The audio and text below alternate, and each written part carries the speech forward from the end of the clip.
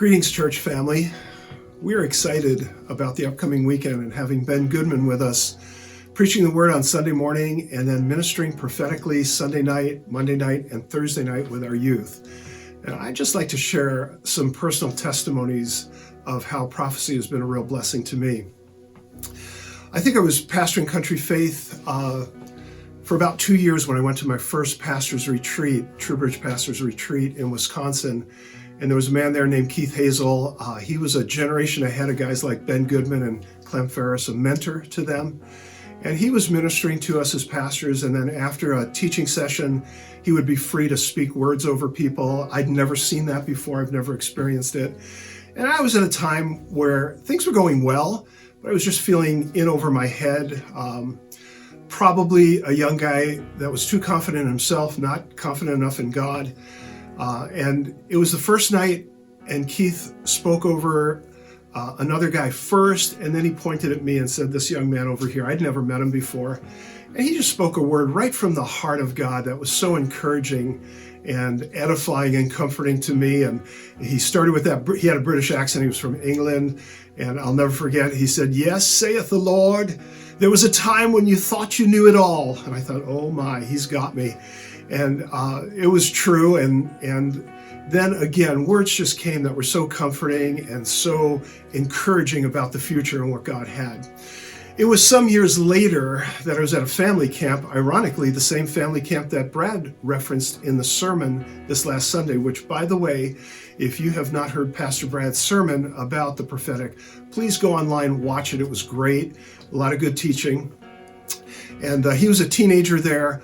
I was a very discouraged young pastor. Again, this was years later, but I was at an all-time low. Probably to this day, I've been pastoring Country Faith for 36 years. That was my lowest time. And if it wasn't for a steadfast commitment to remain faithful to God, I would have thrown in the towel, but he didn't say to do that. But I was sitting in the back. There was another seasoned prophetic minister who taught the word and then was released to speak over people. And again, he spoke over one or two, and then he pointed to me in the back and said, "That young man over there," and I'll tell you how long ago it was. And he didn't know me, I didn't know him. And he said, "Would you stand up?" And he said, "You're a pastor, aren't you?" And I said, "Yes, I am." And he began to speak right from the very heart of the Lord, words that were totally describing what I'd been through, what I was feeling, how discouraged I was, and then began to shift and speak tremendous. And again, it was God just assuring me, this is the heart of God speaking. It's not just a man. This is God speaking through a man. And then spoke tremendous, encouraging, edifying, comforting words that really were a fresh wind in my sails as a Christian and as a pastor. So I just want to encourage you. We're looking forward.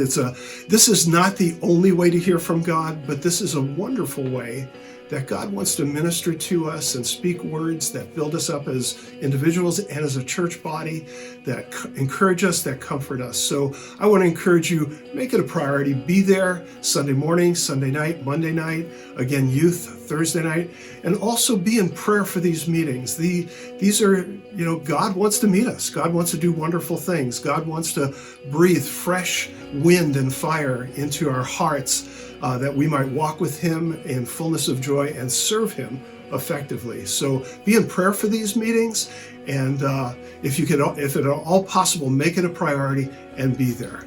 God bless you. We'll see you there.